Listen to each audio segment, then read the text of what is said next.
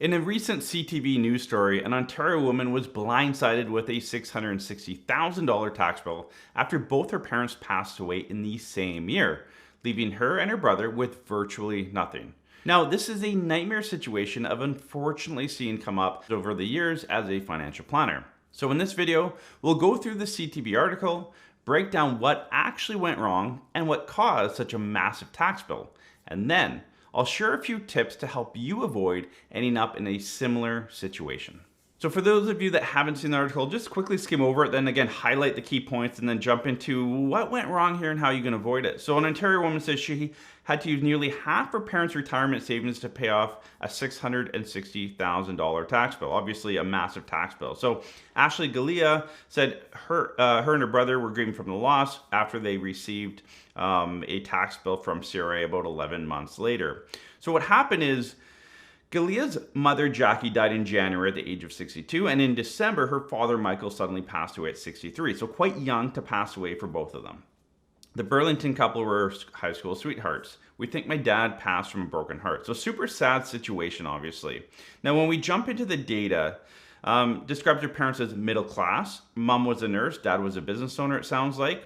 They bought a cottage back in 1998. So they probably, mom probably had a pension plan. They were able to afford the cottage. Now, from 1998 onward, this was a cottage. It was a second property, thus taxes are going to be due, and we'll get to that here shortly. 5 years ago, they sold their family home, so obviously they collected a bunch of cash. If they lived in Burlington 5 years ago, housing market was still really good. So they sold that and made the cottage their principal residence. Now, this is the first thing I want to jump into here because a lot of people across Canada are doing this. We see it quite often where you have your principal residence, you have a cottage, especially in Ontario. A lot of people have lake homes, and a lot of them were bought, 10, 20, 30 years ago, and they were bought on pennies on the dollar, and they've gone up quite substantially, and this is what's happened in this scenario. So you sell your principal residence. Of course, that is completely tax-free here in Canada. So they sold their principal residence, they collected all that money, whatever that was, 500 million, 2 million, we don't know what that is, it's not listed here, but they would have had a bunch of cash in their pocket when they passed away. They moved to their cottage, and this was in 2019 that they moved into the cottage. So what happens is from 1998 when they purchased the cottage to 2019, all of that growth was not a principal residence. Only growth from 2019 onward would have been tax-free as their principal residence. So what we see often is people doing this because instead of selling the cottage and staying in their principal residence to free up some cash flow, you sell your principal residence, thus avoiding or deferring that tax bill.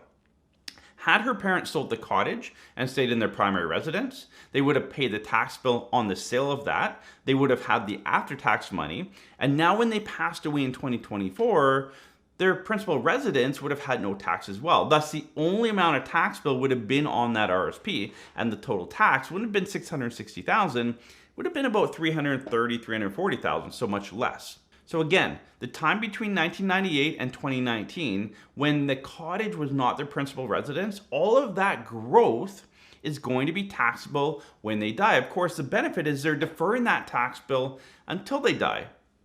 Now, unfortunately for them, they passed away at 62 and 63, so quite early, but obviously that tax bill, and they knew that tax bill was going to be there in the future.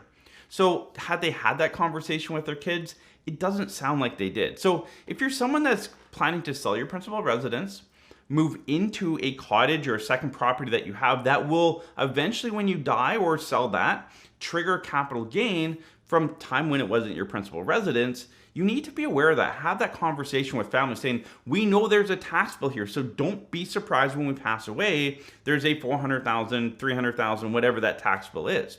And in this case, it was about $330,000 of that tax bill. About half that tax bill was driven from the gains on that cottage, which means that cottage went up about $1.2 million in that time frame.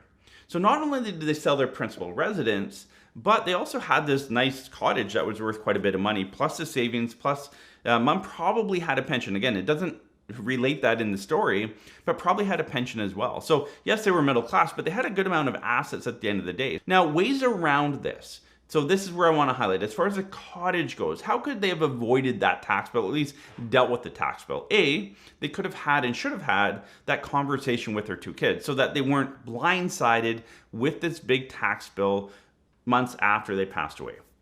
That's number one. Number two is, if you know you have that tax bill, and if you're healthy, you could potentially buy life insurance. So when you pass away, there's life insurance there to pay that tax bill. Now, the article does say that they had a small amount of life insurance, but it doesn't sound enough to pay the tax bill. So again, if you don't want your kids paying that tax bill or your estate down the road paying the tax bill, insurance could be one of the solutions for that. I don't know if that's the best solution, but it's definitely one you want to run with your financial planner to see if that makes sense. So it continues to say here, the combined tax on the RSP amount and the capital gains total $669,000. Now, if you put $715,000 of income into a tax calculator in Ontario, you'll come out with a tax bill of about $339,000, meaning that $330,000 was the capital gains tax due from the sale of the cottage. And again, remember, it's only half of the gain is taxable, and then they were in about a 50% tax bracket. So if you took that 330, times it by 4, that's roughly the gain they had on that cottage. So a very nice gain. So there's definitely assets there still.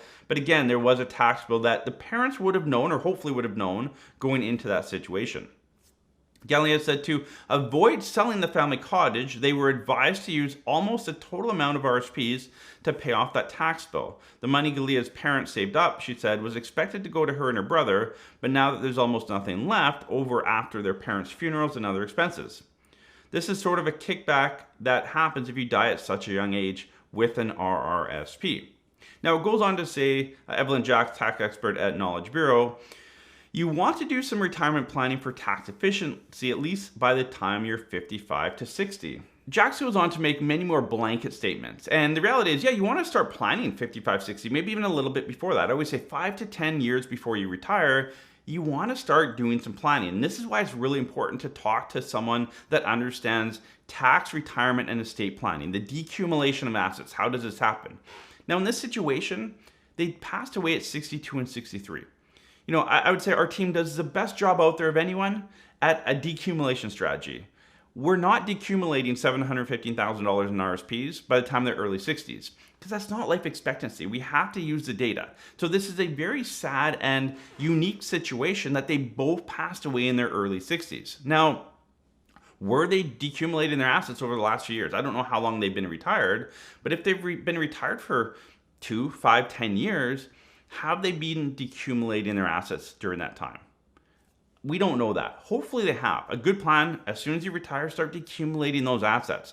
And maybe instead of having $715,000, maybe they would have had only $600,000 and saved themselves $50,000 in tax or so. So again, that's why the RSP decumulation, if they pass away in their early 70s, maybe that RSP would be gone by then.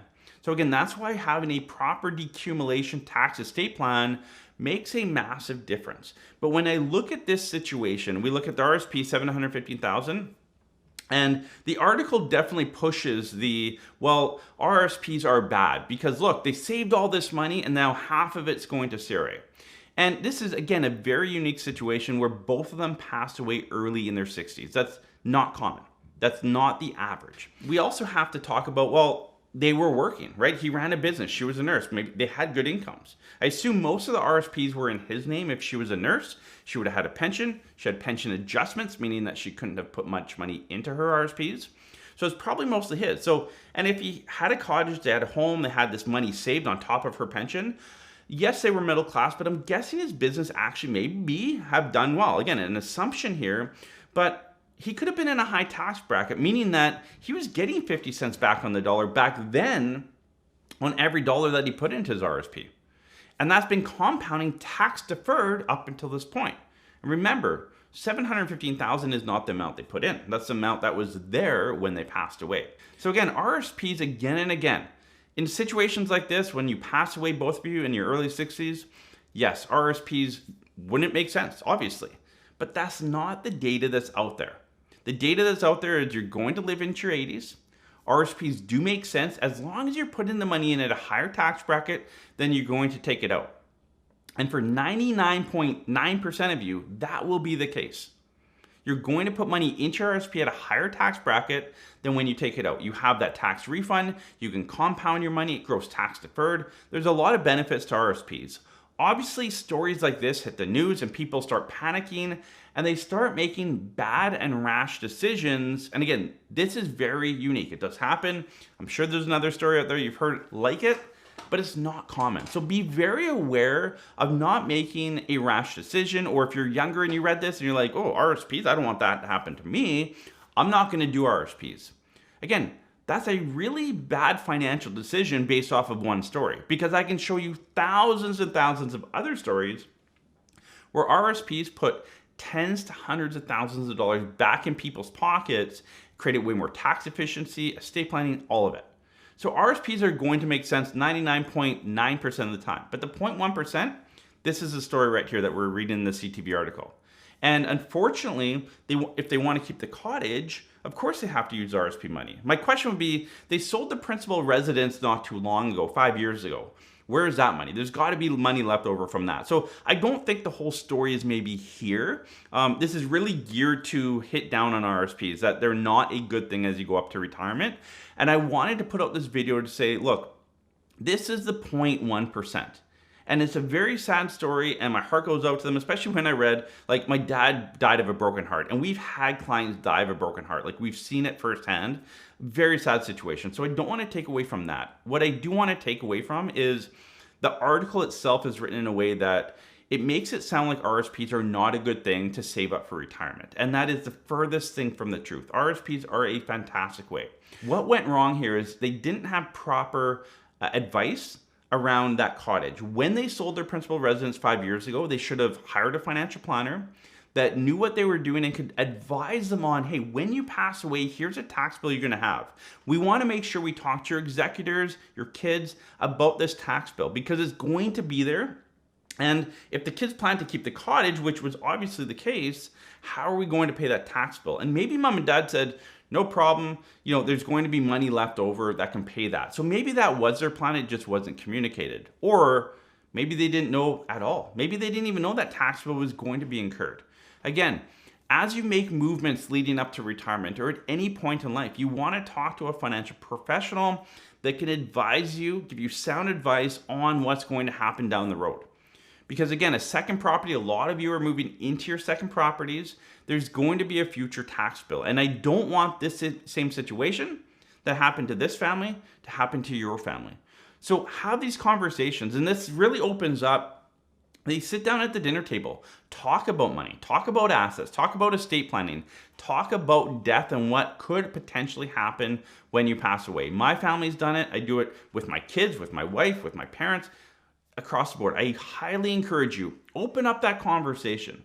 Because I think if this family had some open dinner conversations around when we pass away, and I get it, they're in their early 60s. You don't feel like you should have that conversation, but you should definitely be having those conversations by the time you're married onward. Like, have those conversations. I would say 45 onward, have those conversations on an annual basis with the people around you. So spouse, partner, kids, grandkids, all of that. Have that money conversation. It's really important to have, and I can almost guarantee you they wouldn't have been blindsided with this tax bill. Because they knew, yeah, mom and dad, they have this RSP. If they die, half of it's going to go to CRA. We know that. Hopefully they don't die early. They have a good RSP meltdown strategy. And then the second piece is that cottage. Yeah, that tax bill is going to be there. We know that, if the RSP melts down, there's a point maybe where there's no RSP left. There's a tax bill. We want to keep the cottage. Okay, well, we need to maybe get some life insurance in place or not spend as much, or the kids need to save so that the tax bill, they're actually paying for it.